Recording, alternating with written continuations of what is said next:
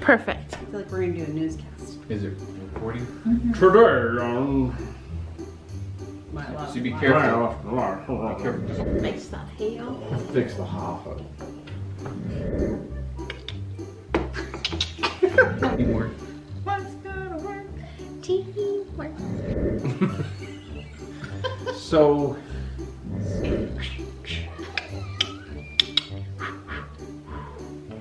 Wow. I love it. So. The blooper reel is going to be longer than the video. I think so too. Where Oh I'm at. my goodness. Take two. A few days ago, we acquired forcement machines. We borrowed, That we sounds rented. so weird too. I was fine till I saw your face, and then you're like, Oh yes. Oh, it is. A few days ago, we got some snow machines and we went north. And we went up the Steez Highway about 2.5 hours to a place called Eagle Summit. And that is the known area for the fall and winter hunt for the 40-mile caribou. And we went to a place just past Eagle Summit called the Miller House. We got there about what time? What time we got? 10:30.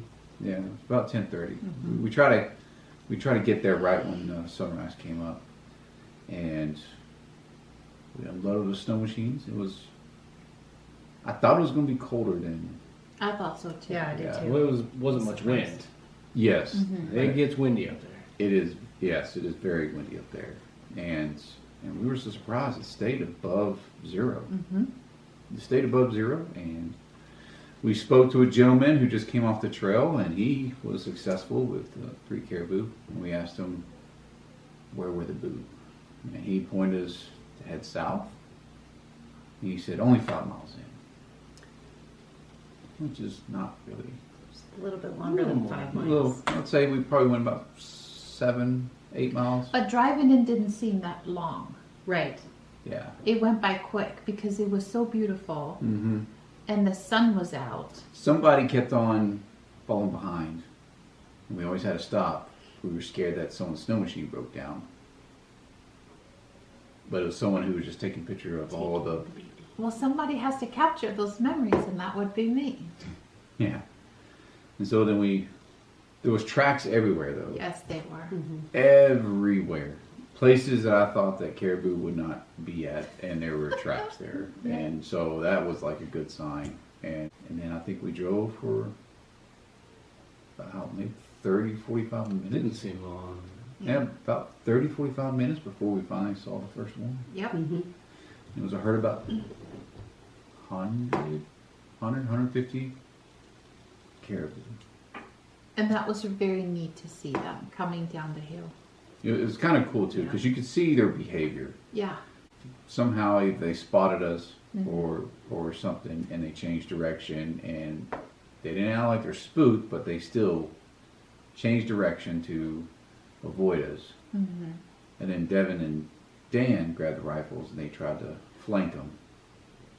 And that was kind of interesting because Kirsten, Stephanie, and I, we stayed up top.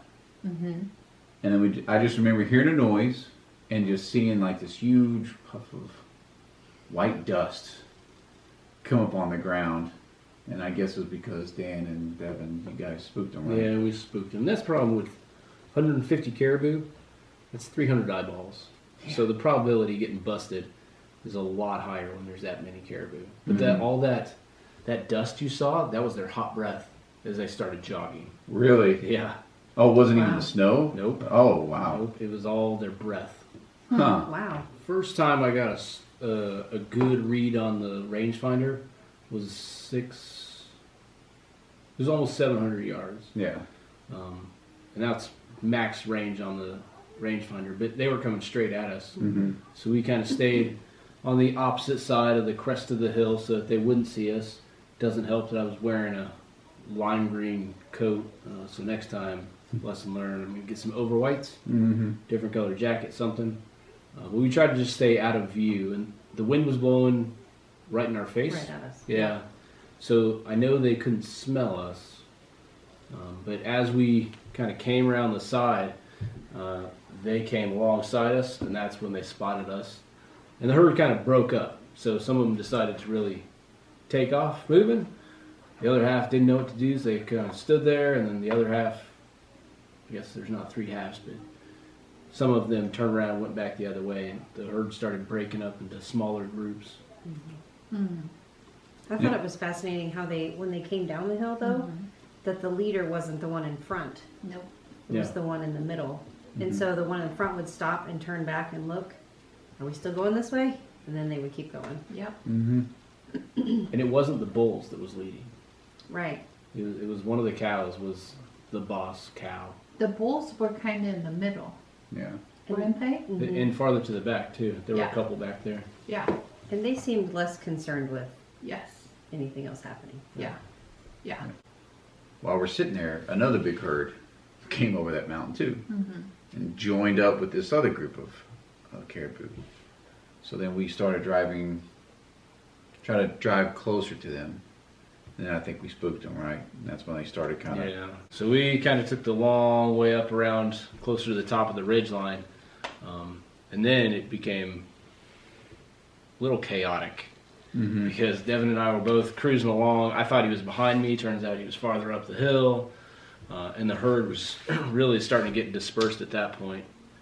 So it was difficult to kind of zero in on a group that wasn't necessarily paying attention or too concerned with what we were doing to try and have an opportunity to take a clean shot. And I came back, caught up with the ladies who were left on foot. Yes. We're traversing the trail, snow machine trail.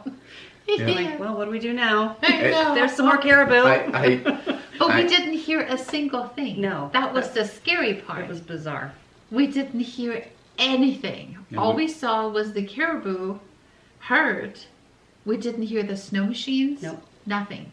We felt like we were the only ones out there, literally. And the sun started to go down. Remember that? Yes. And that hill was so steep. But we were going to traverse it anyway. Yeah. We started up a caribou path. So as they come down together. So they've made this path in the snow. And we start going up it. And it looks deceiving because it looks nice and soft. Yep. And then it would break through. We did not film this part. No. And we didn't go very far. Because we were literally trudging through. No, we had lots of good laughs, and I'm glad we didn't film this because no. If this were more of a documentary, you may be able to see how their hoofs hit the snow. Yeah. And it's like a snowshoe because their hoof spreads out and disperses that load. So they sit right on top of that crusty snow and they're not really breaking through as much. And we thought the guys were gone. We were like, we don't know where they are. And all of a sudden we saw a headlight come over the crest of the hill. Yep. And then here they came to get us. So you came and rescued Stephanie. Yeah. Well, I was coming back to tell you what had happened, that we had 2 caribou down. And in the process, the herd, again, came along broadside with me. And Yes, he was. and part we're of the just herd. cruising along. Like, I'm just trying to get to them. I'm not going to shoot, but they're running alongside me. Yes, you And were it part was- of the You were herd. Caribou Dan. They were very close. They were probably within, I don't know, 25 feet. That's Yeah. crazy. Yeah. Just right there. And so instead of really giving the snow machine a bunch of gas and trying to sprint ahead, I just cruised along, and they didn't seem to mind. We were all going the same direction, about the same speed. But they were cruising about 10 miles an hour Yeah. across that side slope in deep snow where I would have been moving, I don't know, a fraction of a mile an hour. Yeah. I went looking for the caribou, talking about the time when we dropped it too. And I didn't know you were behind me. And so I was actually just kind of standing there, and I spooked them, and they took off running, and I was like, dadgummit. And then I started looking another direction to see if there was any stragglers coming. And I turned around, and then the caribou just literally ran like 10 feet, and they all stopped and stared at me. And I was like, okay. So this time, instead of me trying to do a whole like standing up and shooting because my nerves were going crazy, I actually laid in the snow and got all comfortable and pulled the trigger, and I was able to drop one. And I was like, all right. And then about that time, I heard another gunshot, pow, and I was like, oh crap! There's another hunter, and I look back up, and then I see Dan up there shooting too, and I was like, oh, okay, cool. And so then he got one, Yeah. and so it was a good feeling. The accidental double. Yeah, yeah. You But know, it was so bizarre. Like, I mean, you shot a 30-06. I shot a 270, but it sounded like a air rifle. Just the way the sound yeah, is just captured by the snow and the open terrain. Just, yeah, like, I thought for sure. I started putting hearing protection in, but the first time I shot, like, it fell out because it was so cold. Didn't matter. yeah. Didn't matter. And it Yeah. was definitely not like just being amped up. Yeah. And the adrenaline washing out the sound, because later on I was very calm, ready, took that good shot, but it was quiet. Mm-hmm. Yeah. Yeah. And then the fun came of getting those suckers out. Yeah. Yeah. For anybody that's new to hunting, the easy work is shooting the animal. Yeah. It's everything after that that's tough. Yeah. Yeah. We were in the dark for about 2 hours trying to recover these Yeah. caribou. You know, I did lose my knife. And And we haven't eaten anything. yeah, No, we didn't eat at all that day. We No. didn't have any much water either. No. Because you're just in go mode, you know? Just, Yeah. I don't know, the adrenaline, I think, carries you.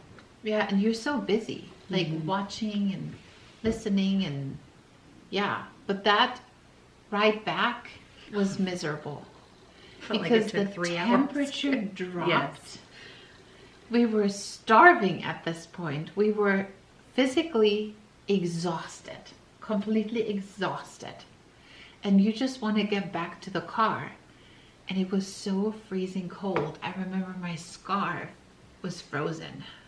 It was so stiff. Yeah. And I tried to put my gloves in front of, while I was driving, I put my glove in front of my face. And I was just inhaling in it so that the steam, the warm steam would hit my face because To warm it. it was so cold. Yeah, it really was. And I think the temperature dropped down to what? Minus? It hit negative 13. Yeah, yeah. yeah. And like we said before, driving out there, it went super fast. Mm-hmm. Driving back, it seemed like forever. Ever. Yes. I have no idea why. It just, I think there was a bunch of more curves that they added to the trail going back. Like, because it just seemed like you're like, we got to be near the end. I don't understand where that the mine is, the gold mine is that we went through, and it's it just took forever. We finally got there, and then You guys loaded Yeah, we the snow loaded. machines. They told us just to sit in the car. Yeah, get warm. And we were trying to warm up it. So remember, our friends are from California, so they weren't used to that weather anymore. So yes, literally, especially you were frozen. Yes. And we just sat in the car trying to warm up. And I remember drinking that hot coffee that we still had in this.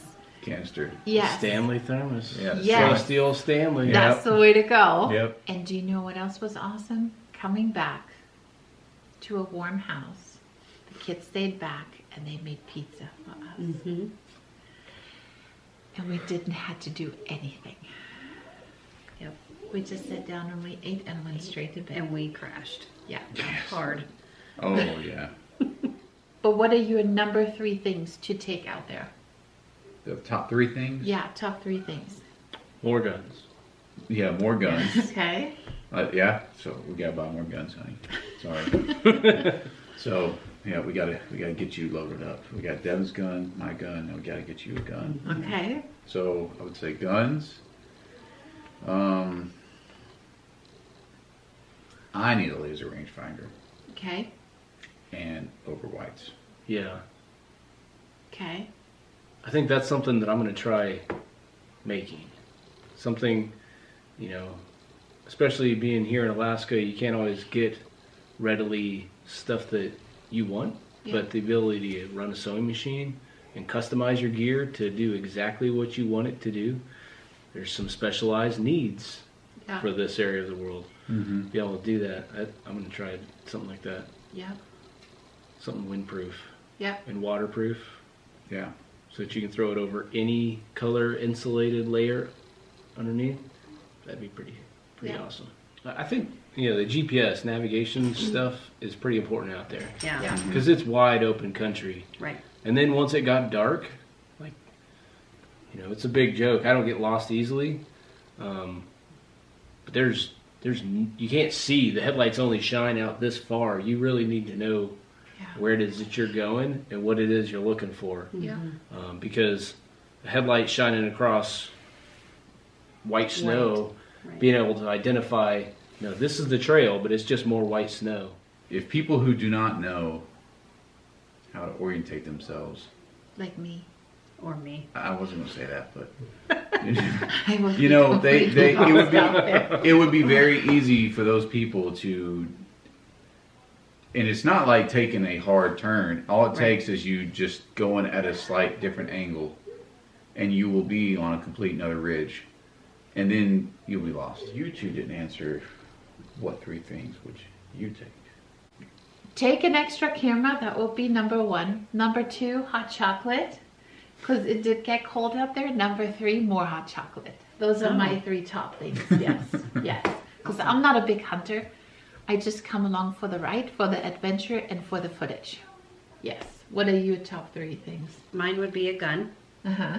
my own smaller backpack full of supplies, and a blanket of some sort. So when are we doing this again? When are we doing this again? Another winter hunt? Winter or summer? I think preference is summer. Yeah. Yes. I've only had success in the winter hunt though, so That's true. I don't know. Yeah. I guess it's meant to be a winter hunt for Yeah. me. Yeah. Yep. Well, whenever the Coles come back, we'll be here ready for another adventure. Mm-hmm. Always an adventure when the Coles and Emmets get together. Yes. No matter where we are in Yeah. the world. Yeah. All over the places. Yes. So friends who hunt together stay together. How is I that? like it. Yeah, that's the kind of thing you got to do with good friends. Yes, right. Like, if there was any animosity whatsoever, like that's the kind of thing that would draw it out. Oh Yes. yeah. A challenging event like that. Yes. Yeah. So I'm just grateful to have him here. Yeah. And I'm glad that I was able to go out there and just have a great time with him. So thank you. Yeah. Team Cole. Thank you. And of course, Kirsten has always, every time she's been with me, has made successful hunts. That's right. So she always has to go with me forever. That's right. Oh, Yes, I like it too. Well, I guess we'll see you in the next video. Until then, we'll see you up north. Bye.